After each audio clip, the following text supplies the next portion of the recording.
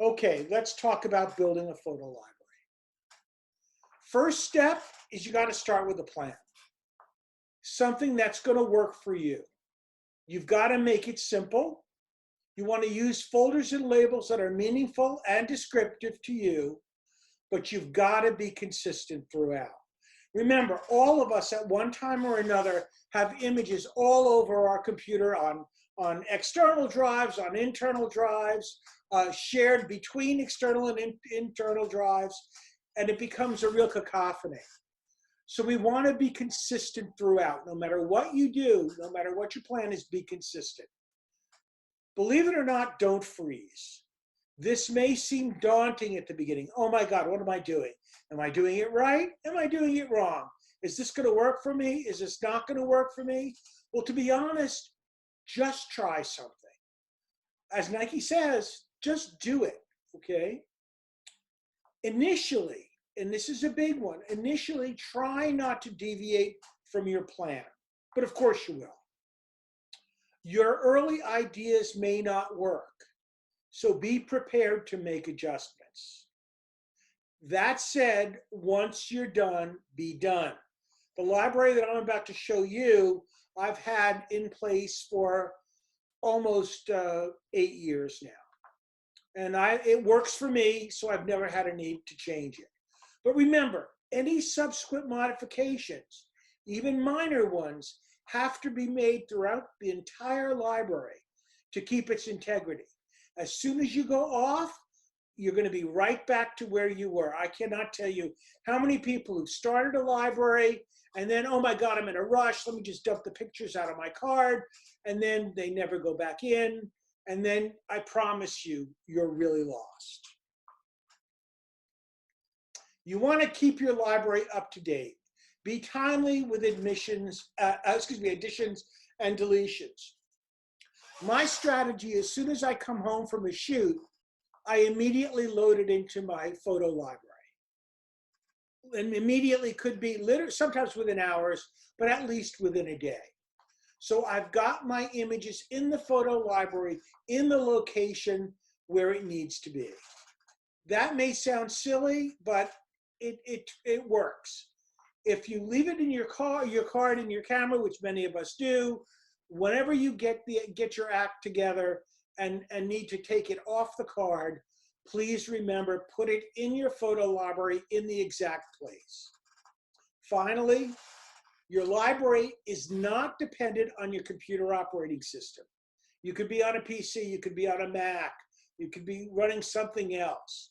But it does depend specifically on the available storage in your computer or elsewhere. And it may depend on your management editing software. For example, you may build your library directly in Lightroom, but you don't have to do it, and I don't recommend it. If you're using Mac Photos, you must build your library through it, and trust me, if you go into Mac Photos and start storing your images there, it will ultimately be a nightmare for you. Because the Mac is structured so that it's very, very hard to get access to those images to do other things unless you want to use the editing tools in Photos. Okay, any questions? Nope.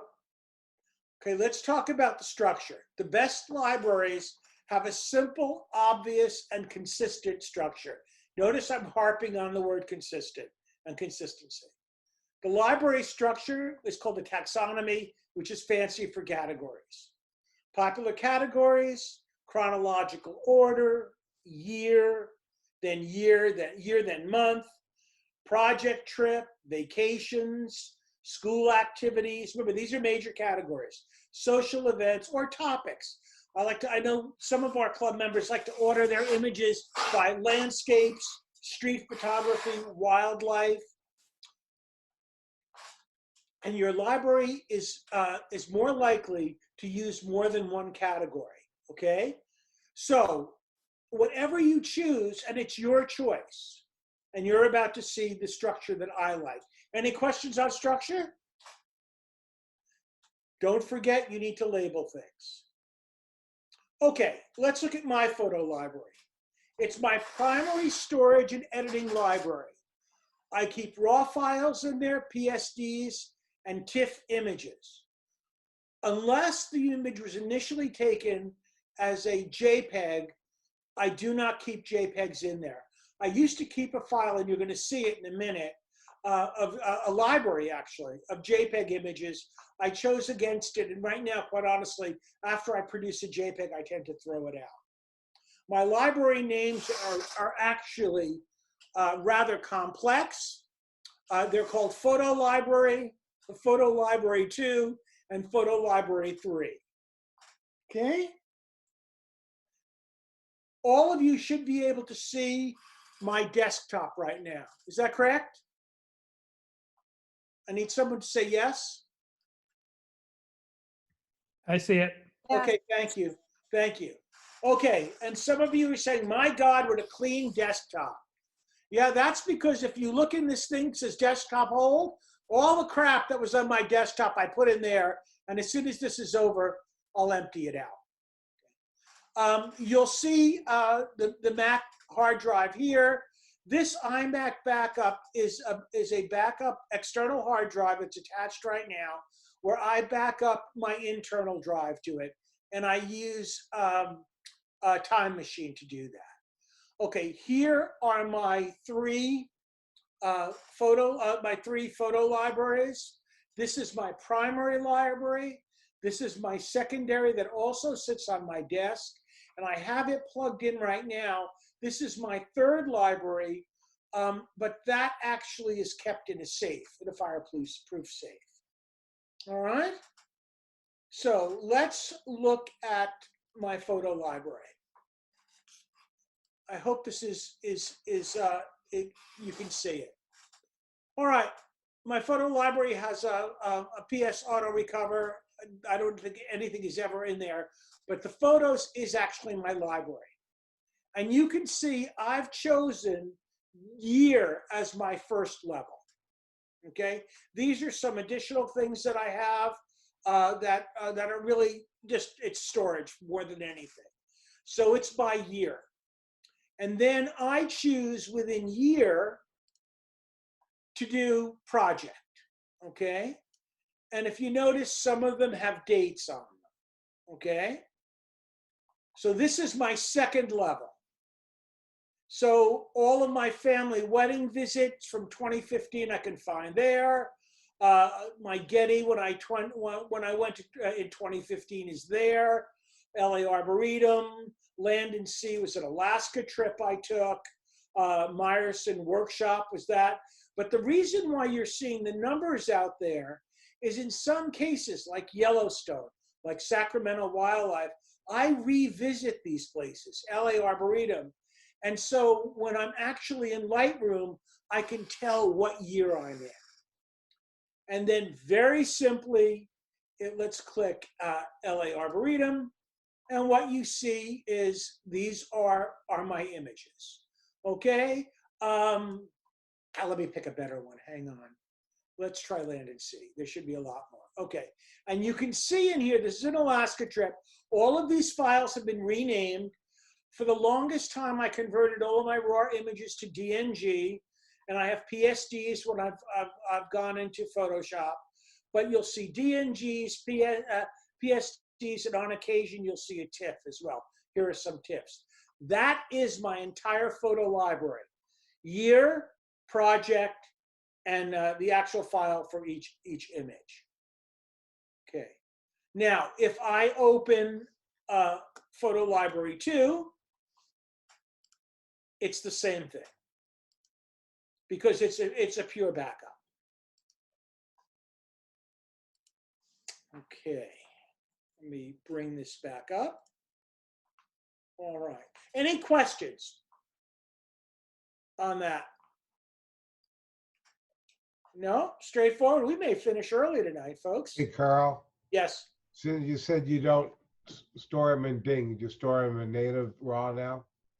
Actually, yes, that's correct.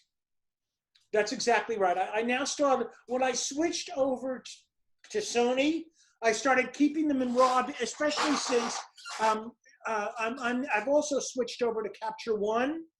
And Capture One actually handles the absolute raw file better than it does a DNG. So Carl, this is Patty. When you said you switched over to Capture One, are you still using the file mechanism for Lightroom then? Absolutely, the same photo library. Where the Capture One goes against the same photo library. Absolutely. Ironically, without going off too much on Capture One, the structure is reasonably similar to Lightroom. How did you decide on your structure? Did you have other ones first, or? Oh, you bet I did. You bet I did. I tried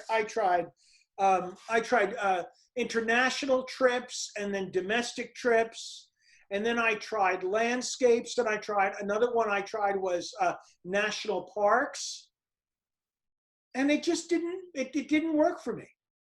I found that this one is the one I like, and as you're going to see in a minute, I do something slightly different in Lightroom that this structure makes it a little bit easier for me to do that.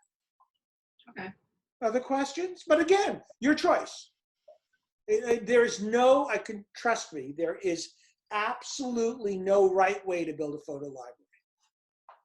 Carl? Yes, sir. Question, where do you actually keep the images themselves? In the library or in a external drive? Hang on. Okay, so this is the photo library. This is an external hard drive. Okay. Okay, let's go to 2015 again. Remember, this is all on that external drive. Okay, and if I go to Ireland, you'll see there are all the images. And you may be saying, God, they're labeled differently. That's correct. I rename all of my images. Mike, did I answer that?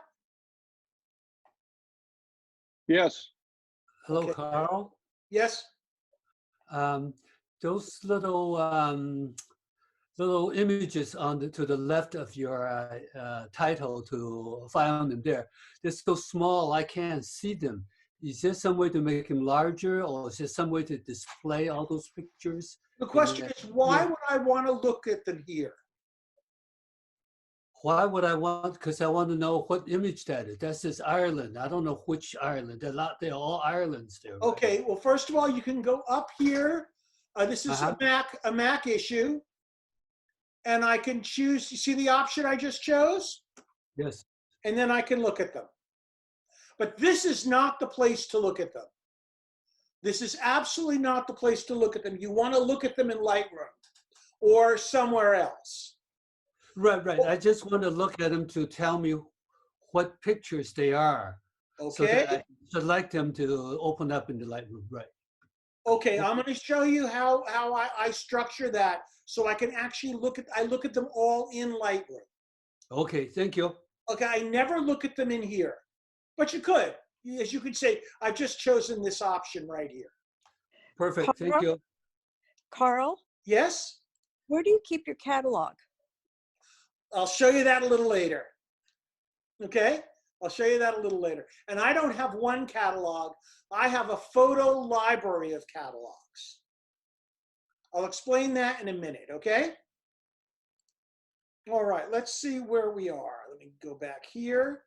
Okay, remember I said that I used to have a second photo library, and I threw it out. I finally said, no, I don't want to do this. But I actually had a slide from a previous presentation that shows that catalog, so I'm going to show it to you. Excuse me, that photo library, so I'm going to show it to you. Now, what you're about to look at is a wholly separate photo library, okay? I called it my JPEG photo library, and in fact, this did not sit on an external drive. This sat on my internal drive in the Mac. Now, there's the name. This should look very familiar to you, right? It's my level 1 capture year. These are my projects, okay? Now, if I click on one of these projects, you would not see all the images. Let's look at what I did with Glacier National Park. This only contained images that I was using elsewhere.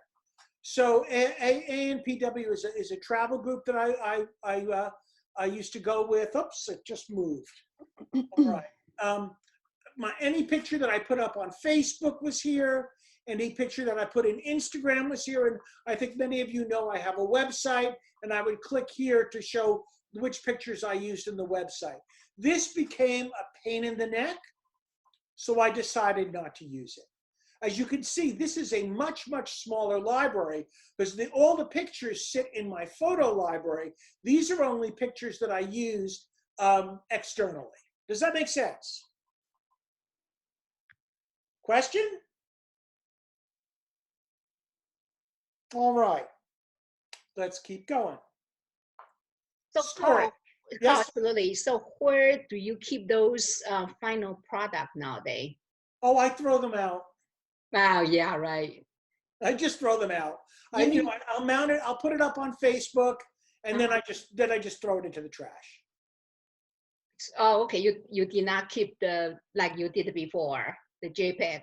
Okay. That's correct. I used to keep the JPEG right here. Yeah, See it? yeah. Right here is where I'd keep them. And then I said, this is, I mean, how many damn photo libraries am I going to keep? And I said, if it has not become obvious, it will in a minute, that I'm pretty compulsive. So as a matter of fact, the very first time I gave this presentation, many of you may know Jean Castaigne, her husband who was alive then raised his hand at one point and said, Carl, don't you have a life? And that was a good question. And that was a really good question. Hey, Carl, could I make one comment? Yes, please. When I set up a similar library to this, and I had some very old files, and I had them on an external drive, and the external drive crashed. And when I had, it cost me a fortune. I had to take it to a super clean room and have them resuscitate it and do all that stuff. When they restored the files, the only thing I got back was the JPEGs. Anything that no was kidding. So I've got a bunch of old JPEGs from the early 2000s that were done, processed, and now I that's all I have, because when the drive crashes, they can't resuscitate anything special. Yeah. And that's why I have 3 drives. That was my question. So you have your catalog or your drive, and then you constantly are backing it up 3 times, or you? That's correct. Hold on, I'm going to just do this. All right, so this is where everything's stored. This drive actually sits on my desk too. I back up to here about every other day. And then this is the one that I pull out of the safe, and I back up to this once a week. How do you back up? Okay, I use this software, which I love. It's called ChronoSync. I've been using ChronoSync for about 5 or 6 years, and I'm very happy with it. A little tricky to get to start it, but once you start it, it works really, really well. Any comments on carbon copy?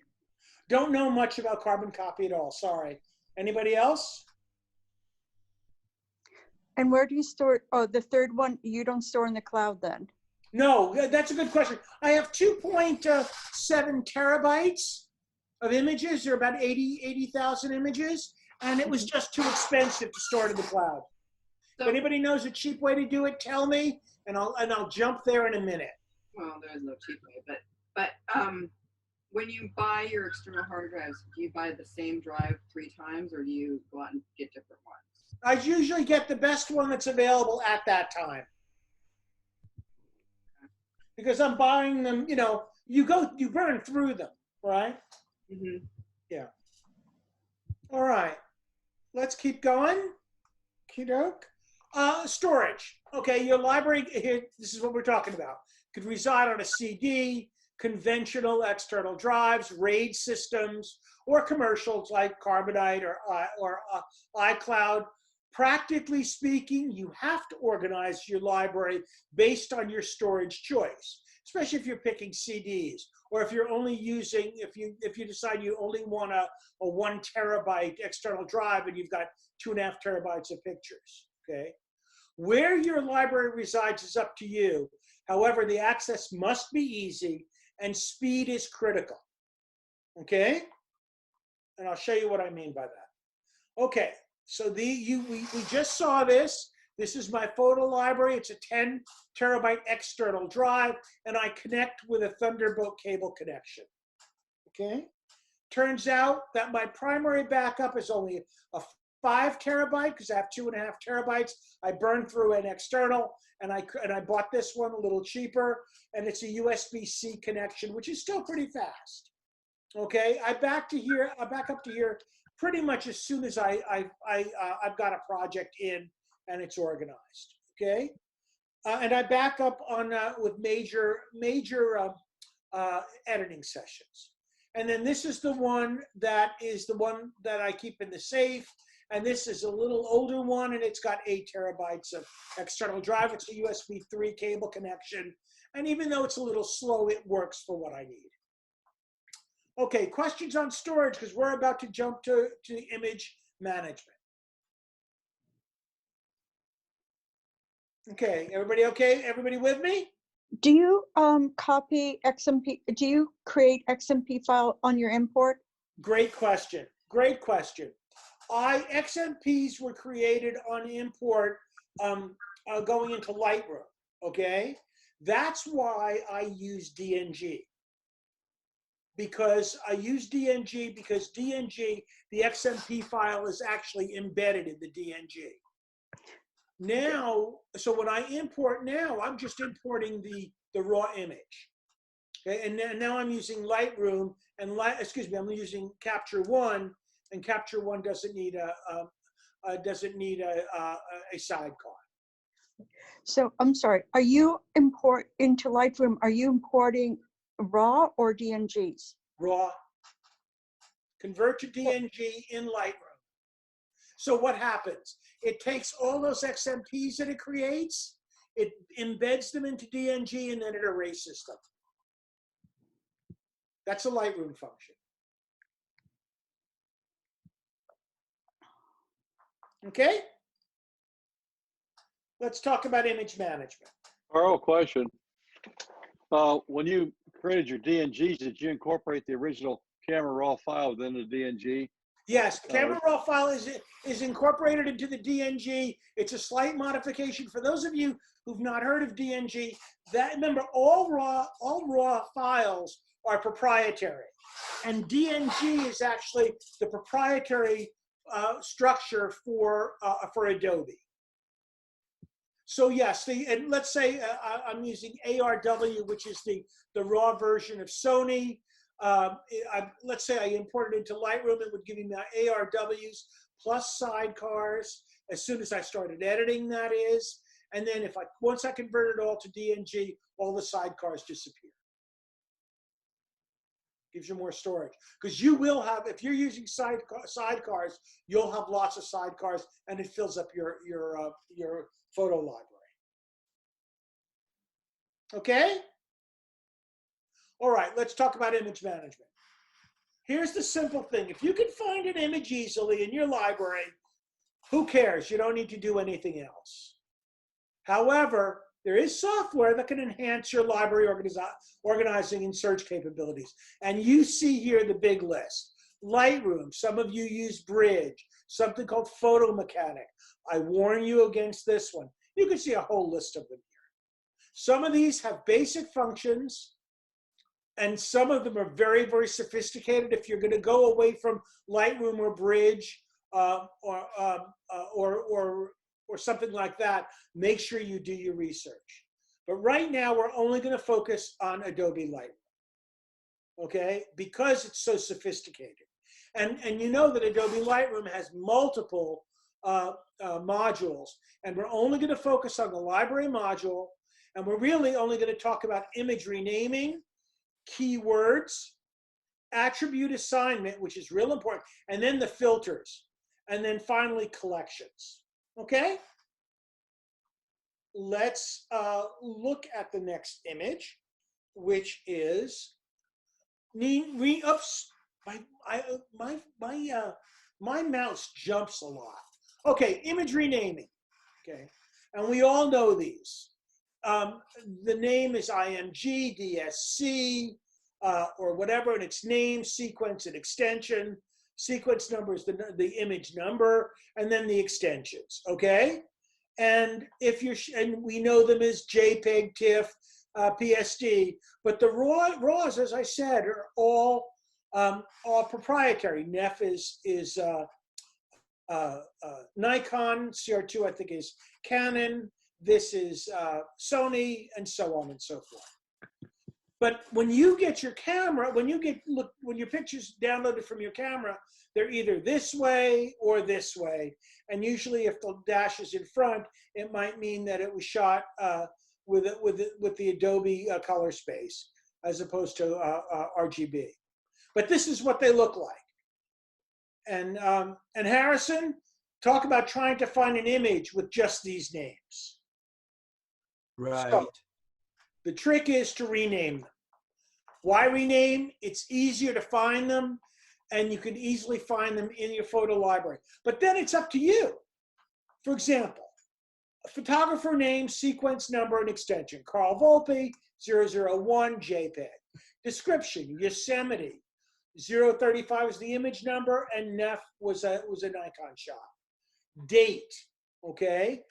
Date and sequence, May 13th, image number 123, and it was CR2. Or 12/17/05/03, image number 123 and CR2. And then date, oh, I just did it again. Date, description, and sequence number. Date, you can see it here, the where I shot it, and the year. This is the format that I use. And I've been using this steadily. I've been using this absolutely steadily now for quite the while. Name your images as you see fit, but no matter what you do, be consistent, okay? And you can do individual and batch renaming in Lightroom. Questions on renaming?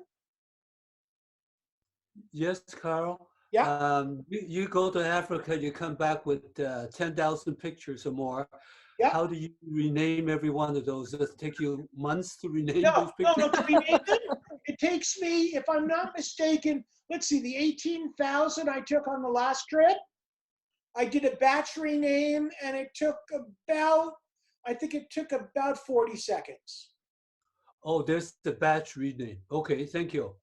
Yeah, yeah. Do you use Bridge to do that, or do you? You can use Bridge. I've done it in Lightroom, and now I'm doing it in Capture One because all of them have that option. Oh, okay. Okay, so now let's look at Lightroom. All right, I'm going to orient you here.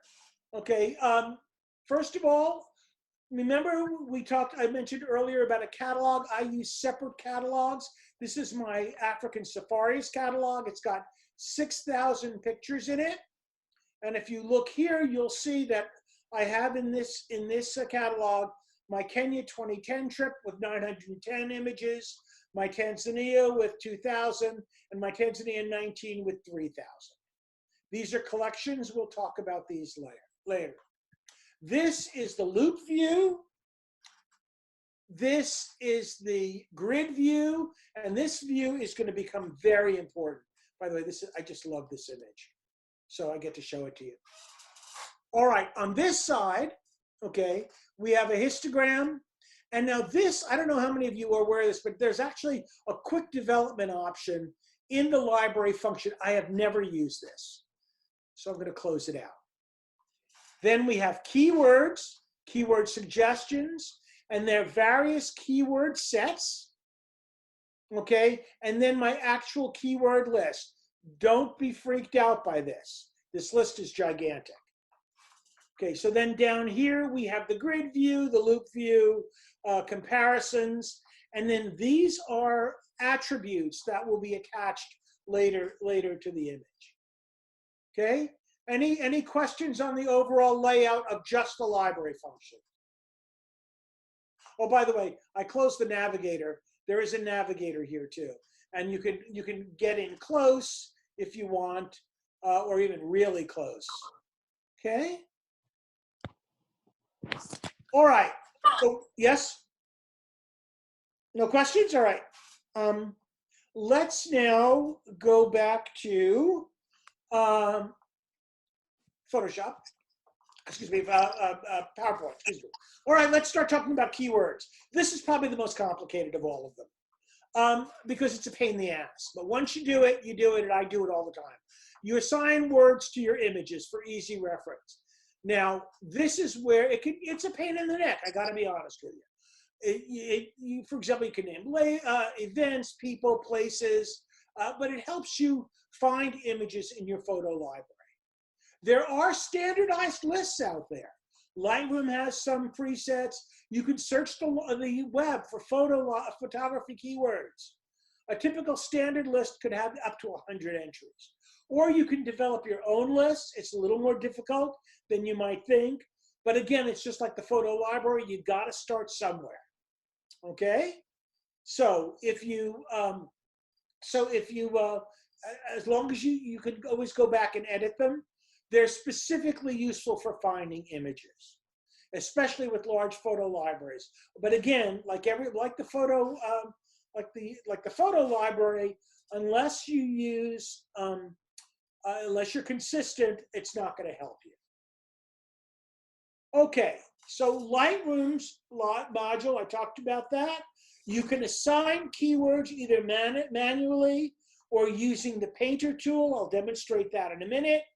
And keywords can actually be imported and exported if you so choose. Let's look at keywords. Okay, they're over here. They're a little small, but they're here, okay? If you notice, I'm gonna click on, I've got this image up. This image has 2019 Tanzania associated with it. I took this image in Arusha National Park, and it's in my baboons group, and it's a baby, okay? We go to a grid. Let's pick this guy right here. This was also in Arusha, and here are giraffes. Okay, if I forget what this is, it's a heron. Okay, if I forget what this is a saddle-billed stork. This is a, if I'm moving too quickly, say something, this is a little bee eater, okay? This is known as a BBM, that's its funny name, and that's a Sykes blue monkey. Okay, let's say, for example, I want to go somewhere else. Hang on, there we go. Okay, I'm going to go all the way to the beginning. I've got 1, 2, 3, 4, 5 images of a kingfisher. Okay, I'm going to click here, and you'll see it's a giant kingfisher, and it's my kingfishers group. Let's say I wanted to say this kingfisher was fishing. All right, I go here, I click here, I space, and I say fishing. And now fishing is associated with that picture, not this one. But if I click here and then highlight all of those, I should be able to say fishing, and it should appear on each one of them. And watch it. There it is, there it is, there it is, and there it is. Pretty straightforward to label, right? Okay. So this is where you type in the name manually. Now, I don't want that in there, so I'm going to go here to fishing, and I'm going to delete it, and it's now gone. All right. Now, that's the manual, and that can get pretty, that can take a while. But the lovely thing is this thing called the spray can. See it down here? I'm going to click on it, and I'm going to do keywords. And what I'm going to say is baboon troop. Okay? See, notice the can here? Can everyone see the can? I hope they can. All I have to do is, the can has to be over the picture, and I can click it. I've just assigned baboon troop to that picture. But what happens if I want to quickly give all of these the same name? I click, hold, and drag over all of them, and they've all been named baboon troop.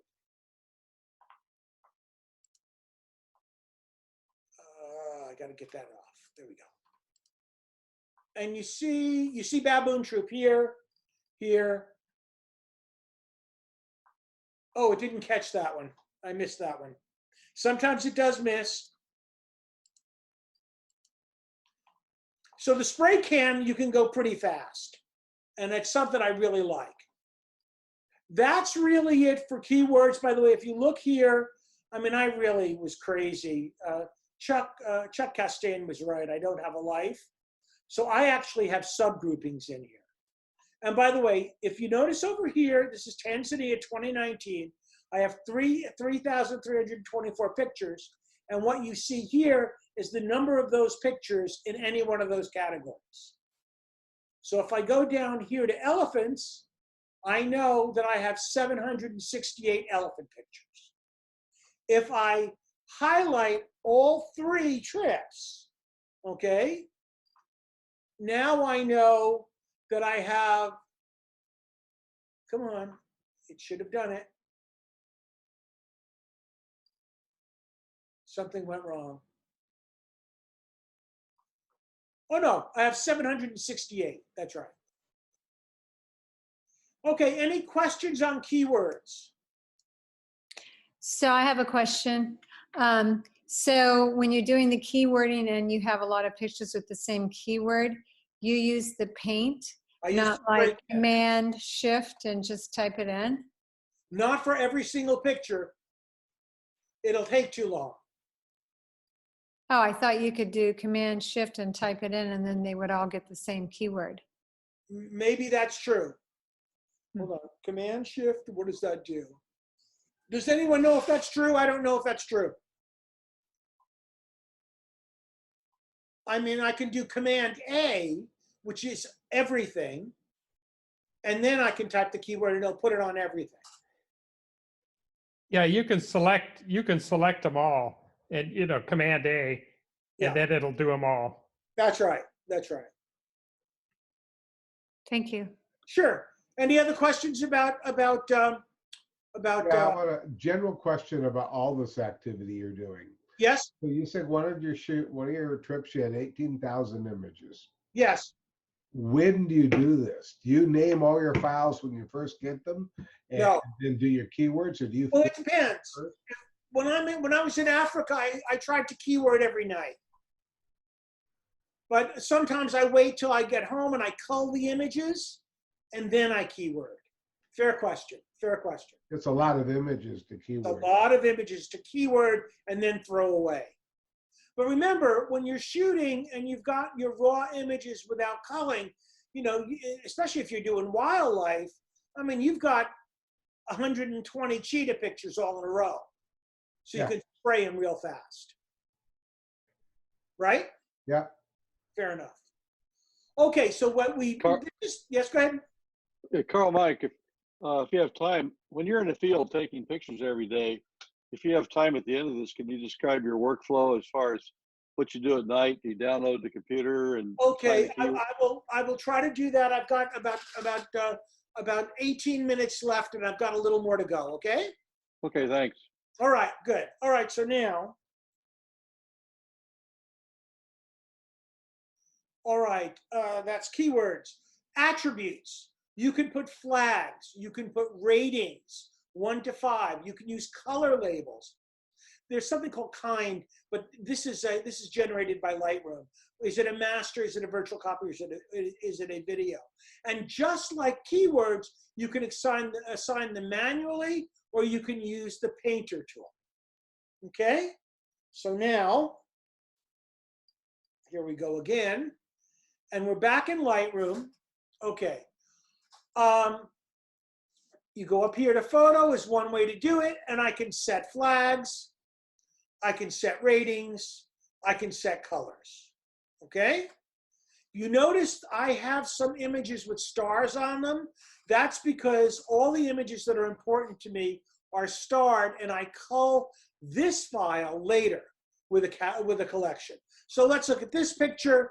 I can go up here and I can give it a rating of 5. Okay, and I just did. You notice 5 stars lit up down here. I can go over here as an alternative and I can click 5 stars there. okay? I can go over here, and I can go down here, and I can click 5 stars there. It gives you lots of redundancy to put put your attributes on. Okay, so this one, let's say, I want to give it a color of red. All right, he's now red. Okay, if I want to give this one a red, I can go here. If I want to give this one a red, I can go here, and I can give it a red that way.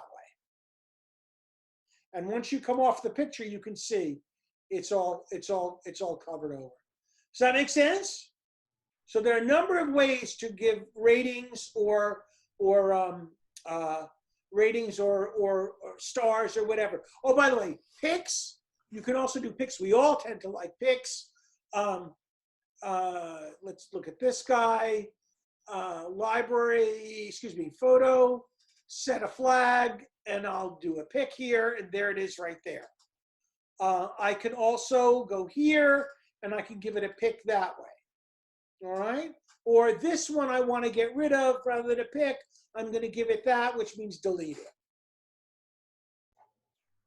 Make sense? Yeah, could I add something? Yeah. I believe the stars, you can just type in numerals, 1, 2, 3, 4, 5. You certainly can. Absolutely. That's faster. It doesn't take a mouse click.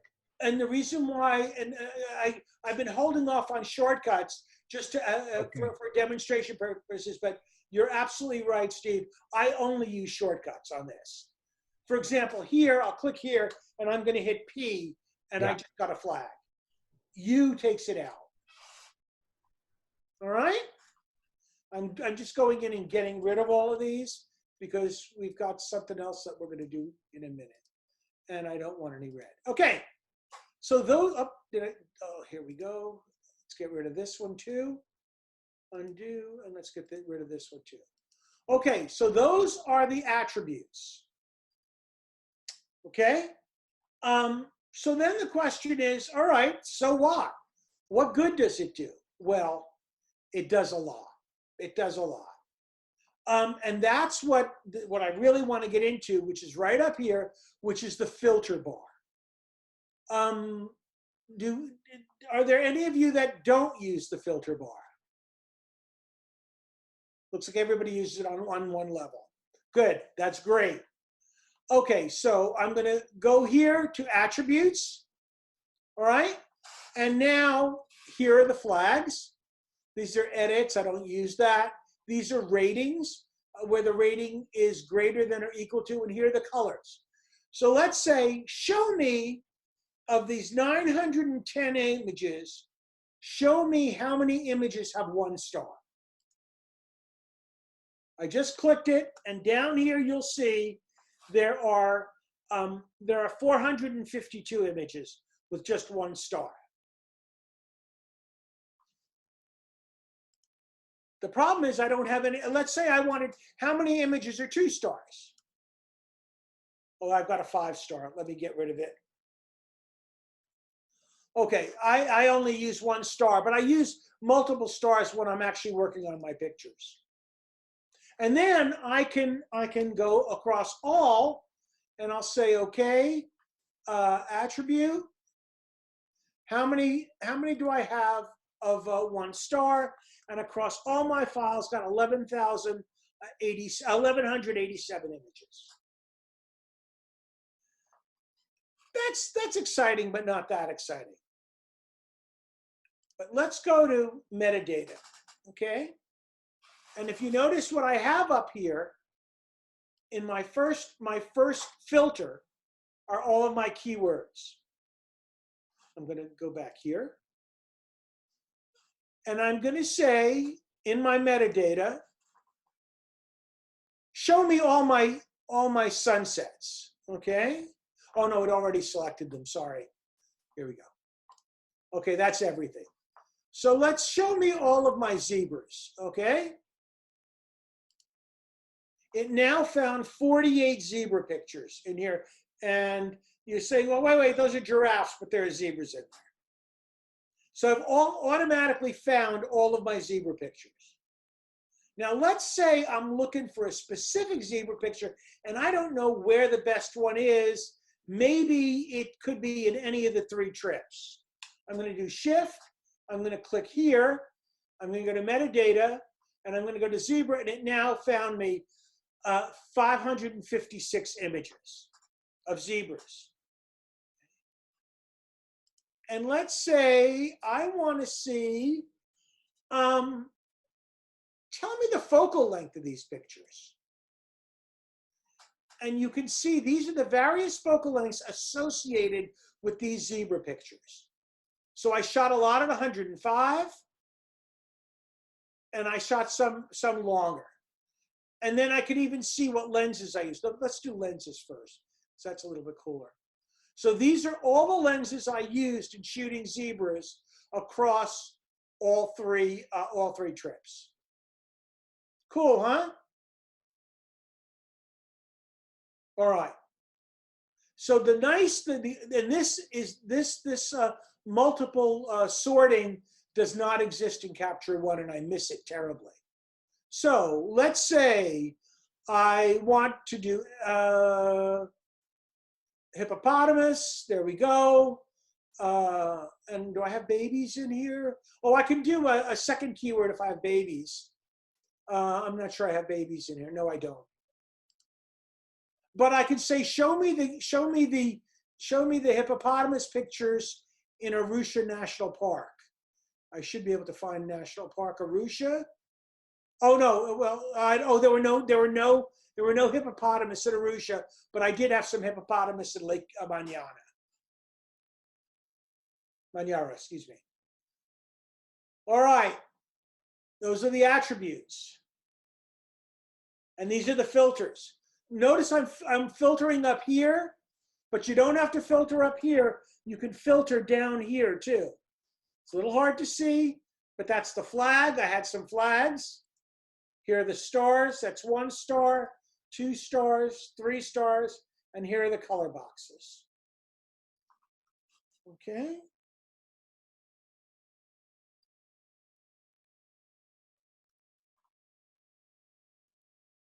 I've just gone over all of that. And before I go into collections, are there any questions? Is it straightforward? What do you use the color for? The color boxes for? Me personally, when I take images that are in panos, I color them all red. So I know that those pictures are all part of the pano. That's what I tend to use it for. Thanks. Oh, let me go back just 1 second. I wanted to show you one other thing. Come on. All right, let's say I know I want some Maasai warriors that were jumping. And I know among these 6,000 pictures, I had labeled them with the color red. So I'm going to say sort by the color red, and there they are. If you don't know them, this is critical in Maasai culture. The higher you jump, the more desirable you are as a mate. So you can imagine I'd be single. Nobody laughed. Wow. Ha. Thank you, I feel better. All right, yes, question. Oh, I got a ha. Collections. This is also really, really important. A collection is just a subset of your images. And the nice thing is, if you have your selection, those are the images that you really want to work with, so you don't have to go search everywhere and find them, because you have them already organized in your collections. There are 3 types. There's the general collection that you can create, and then there are smart collections, and there are quick collections. And you can have multiple collections in a catalog. Okay, here we go. It turns out that I like the 1 star, and the pictures I like, I want to keep separate from all these others. So of the 900, I like 451. but of the 2,000, I only like 257. So, and these are a collection. If I click here, now all I have are the pictures that are rated 1 star. And let's say I'm going to go here, okay, and I'm there, and I ultimately like this picture, but I didn't give it a star. I'm going to give it a star. See, I just did that, and then I'm going to drag it in and put it in my star collection, and there it is. You can drop and drag, okay? Does that make sense? Hey, Carl, when Yes. you select all the 1 star and there are 3 collections, do you have to manually make the collection or they automatically show up as a collection? No, you manually make the collection, but there are 2 ways in which you can have it all, do it automatically. Can you show us make one? That's exactly, I'm going to show you both. Oh, okay, good. Both techniques, and that's the next thing I want to do. Okay, and the first one I want to show you are quick collections. See quick collection right here? See it? Okay, if you look in the picture, there's a little circle right here. If I touch it, it just gets added to the quick collection. I like that picture. I like this picture. I like this picture. I like this picture, okay? I really like these flamingos. I like this one here, okay? If I click quick collection, and then I can highlight all of these and put them into a collection here. Make sense? Sorry, you click those, now you got Circles. 6. Under quick collection, you got 6. Are they going to move those 6 to the collection? Okay, so I'm going to go here, and I'm going to create a collection set, okay? And I'm going to call it test, and I'm going to locate it inside Kenya, okay? Notice it appeared right here. I'm going to highlight all of these. I'm going to drop and drag. Oh, hold on. Oh, I have to create a collection first, and I'm going to call it 1 star. Sorry. Quick. We'll call it quick. Okay. There we go. Create it. All right. So see quick. These are all highlighted. I can drag it and drop it into quick, and now they're permanently there. See that? Yeah, thanks. Sure. Okay, so that's a quick collection. But there's also something called a smart collection. Okay? And I'm going to go here and I'm going to say, create a smart collection. Okay. And the smart collection, you tell it what you want to create. Okay? And it's a smart collection. I want it inside, let's say inside there. Okay? And I can say, give me all the ratings or anything else here that's available, okay? I want to go to, I was looking for something else, but I can't find it right now.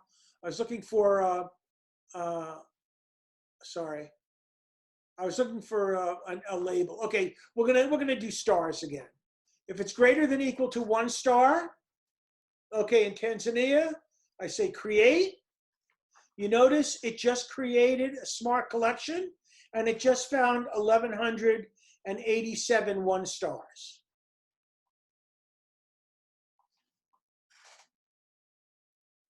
And you can see them all there.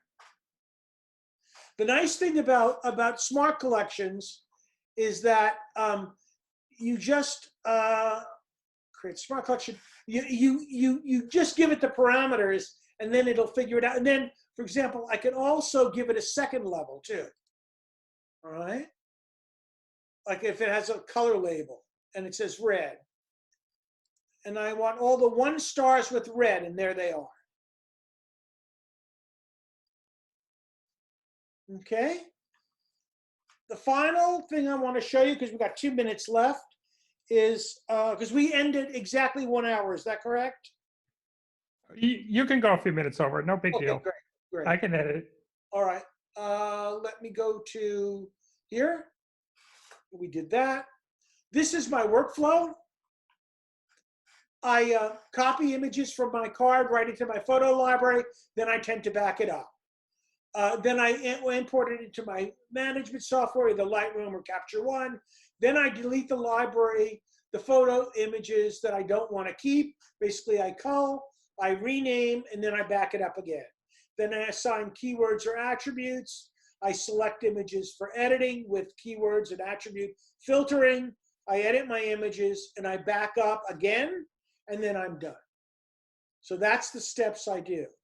So the answer to the question about Africa is, I'll go shoot, we shoot in the morning, or the whole day actually. Again, go have dinner, come back to my room. I have my laptop with me. I actually start building my Lightroom catalog while I'm on the trip. I download all of my images because I have an external hard drive with me for my laptop, and I have Lightroom on it. I download the images into my external drive. I take the card and put it aside because that's my backup until I get home. And then I import it into Lightroom. I rename all of my images, and then I may do keywords or I may not. So I download, I download into my external drive, I import into Lightroom, and then I end up maybe keywording. So Mike, that was the sequence you asked, and I do that every night. Okay, yeah, appreciate that. Thanks. Sure. All right. That's really all. I don't have enough time for catalogs, but that's everything. Any questions? Hey, I have a question. Sure. So let's suppose tomorrow you buy a new hard drive, and because your old hard drive is getting tired, how do you move all your stuff from one hard drive to the other? This software allows me to move it and make sure everything comes over. It's Okay. not this stuff. Okay. Yes. All right. Second question. Sometimes I move images from one place to the other, and Lightroom loses it. Yes. Yes. Okay. How do I recover? Okay. I'll show you what you do. I want to get out of here. Let me go over here. Okay. There usually, if it can't find the image, it has the preview, you'll see an exclamation mark right here. Okay? You right click on that exclamation mark and you say locate, and it'll bring up your photo library, and then you look for it. And then you click it. Thank you. Did that Thank you answer it, Harrison? Yes, fabulous. That's a fairly common error. Carl? Yeah. What if you forget to put a picture in, from your photo library into a folder, and it's loose somewhere in Lightroom? Is there any way you can find out which pictures are not in a folder? That would be here, okay? If this is, I'm trying to figure out where let's say, oh yeah, okay. Well, hold on. I'm gonna go somewhere else, okay? Let's say you are moving pictures around, okay, and I'll do one, okay? Glacier, okay? And inadvertently, you put it there. See it? Okay. The first thing you do is you move it back into the library. First thing. Okay? And then you go to Lightroom, and then you go to import, and it will find it. And then it'll bring it in. Does that make sense? Yeah, thank you. Anybody else? Any other questions? Hey, Carl, I saw your workflow. You import all the images, and then and then you review and you delete some of them before you really rename. So you delete through the Lightroom, right? Yes, I do. I delete through Lightroom. Oh, by the way, yes, I do. Let me just make one other point. Some people, and you can do this, you can go from your card directly into Lightroom to go into your photo library. I don't do that. I go from my card directly into my photo library, and then once everything is in the photo library, I import from Lightroom through the photo library. I do that way too. Why is that? Well, I find it faster. And some people claim, and I will not make that claim, that you could have errors if you're importing directly through a card. I've never seen that, but I don't like doing it that way personally. But you can. But then you've got to really know how to use your import function, because you have to take the picture in and then direct it where you want to put it. And often people don't think about where they're going to put it, and all of a sudden their photo library is screwed up. Any other questions? Carl, question. Okay. Capture One, you say you use that. How do you fit that in your workflow? Okay, great question. So I copy my images to my photo library. I back up my photo library. Rather than importing my images into Lightroom, I import them into Capture One. Does that make sense? Yes, okay, it's just in lieu of that. I see. In lieu of it, okay? It turns out it gets tricky if you've got images, if you have a Lightroom catalog and then a Capture One catalog of the same images from the library. But you could do that, actually. Does that make sense? Yes, complete all your editing in Capture One, or do you have to go over to Photoshop or something sometimes? Good question. For the most part, I get a lot of my editing done in Capture One, but I do go over to Photoshop, and I also go over through Capture One as a plugin. I go to Topaz Denoise and Topaz Sharpen. Because like Lightroom, you know how Lightroom, it throws it to Photoshop and then throws it back? For Capture One, it does the same thing. It'll throw it to Lightroom, throw it to Denoise, throw it to Sharpen, and then it throws it back. Good. That's nice to know. So Carl, you said that you delete it from your photo library. How do you? What's the process for deleting it from the photo library? Do you delete it via Lightroom? Yes, yes, yes, yes. Absolutely. And the reason why is because of Harrison's concern earlier. Okay? These pictures are big. Mm-hmm. So I can see what the heck I'm getting rid of. And remember, I can go down here and I can even increase the size if I want. Oh, okay.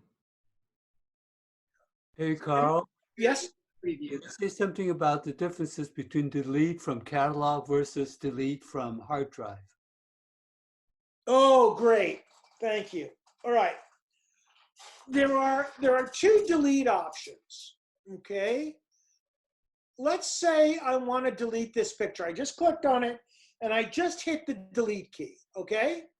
It's giving me a choice. Do I want to keep it in my photo library, but do I want to take it out of this catalog, or do I want to blow it out of the photo library as well? I mean, a permanent hard delete. If I just want it out of the catalog, I hit remove. If I want to blow it away, I hit delete from disk. If you hit the delete from disk and I happen to have another image in a completely non-Lightroom folder, will it go find a second? No, it will not do that. Thank you. It will only delete the folder from which this preview has been made. Make sense? Yes, thank you. Good. Any more questions? So when on the Mac, when it says delete, is it going into the trash? Or is it? Well, you know, that's a good question. I found that when I'm deleting images on my external drive, sometimes I don't find it in the trash. Oh. Yeah. Oh, okay. So you can pretty much see the library function is actually pretty sophisticated. As a matter of fact, all these filtering options, I wish I had them in Capture One. I have basics, stars, colors, dates, things like that, but nothing more. And it's only one level. Other questions? Hey, Carl, one more question. On this view, the Lightroom, from the top, the bar, you have like aperture and metadata. On the bottom, there's a stars and the color. On the right, the very bottom also have stars and color. Right down here, right? That's what you're making reference to? Yes. These are the same filters as these. Mm-hmm. Yeah. This is another strength of Lightroom, the amount of redundancy that's built into the system. And remember earlier, as we were talking about, you can use shortcuts, you can use the drop-down menu to give you ratings, or you can use this, but I love the shortcuts. They're so much faster. Oh, and one other thing, if you are not aware of this, there's something here called Auto Advance. Okay, I'll show you what that does if you're unaware of it. Let's say I'm going to start picking pictures, okay? So I'm going to pick this picture. Do you notice what it just did? It jumped to the next picture. I don't want that one. I'm going to pick the next one. It jumped to the next one. I'm picking that one. I don't want that picture. I don't want that. By the way, what I'm doing is I'm using my arrow key to move on. I do want that one. As soon as I hit pick, it moves it over. That is very, very efficient. Everyone understand what I did there? Anyone not understand what I did there? So you're picking using a click and then you're That's right. I'm setting up collections. Right. That's all about setting up collections. That's correct. Carl, I lost some volume a while ago. Did you mention where you kept your catalog? Oh, no, I've never mentioned it. Great, great. Okay. Typically, we only have a single default catalog with Lightroom, okay? Because again, Carl's really compulsive, I don't like a single default catalog. I like catalogs associated with projects. I have actually a catalog library that I've just clicked on. I have my single trips. If I've gone to a place more than once, I have multiples, and then some miscellaneous stuff. So single trips. Here are my Lightroom catalogs for my single trips. Now, Lightroom, you may or may not be aware, a catalog actually has 3 files associated with it. The Lightroom catalog, the previews, and now more recently, they've created this helper thing. So if I want to open up, I don't want to open up this. This actually has, these are my miscellaneous, no. Yeah, these are my miscellaneous pictures right here, and there are 19,000 pictures in there. But let's say I want to open up my Antarctica file. I just go right here to the Lightroom catalog, Antarctica, double click on it, and it's going to come up. There we go, and there it is. But I prefer to have multiple catalogs. So you keep it on your Mac? Yes, I keep it on my internal drive. That's right. And you say, Carly, you nuts? Because you back it up in Time Machine? I back it up in Time Machine every night. And then, you notice remember I said this one is in my my safe? Yeah. I have another one of these. So on Sunday, I back everything up to a second one of these and this, and I take both of those and put them in my safe. And the question is, why, Carl? Why do you have the catalogs here on your internal drive? Well, remember I said earlier, you want to get access and you want to make it as fast as possible. your Lightroom catalog on an internal drive, and this is a solid state drive too, gets accessed much more quickly. And if you notice here, these trips all have dates associated with them, where the multiples do not. And remember, we've been looking at this one, and remember, African Safaris has 3 different trips on it. Did I answer your question? Yes, thank you. Sure. Any other questions? If not, thanks for listening.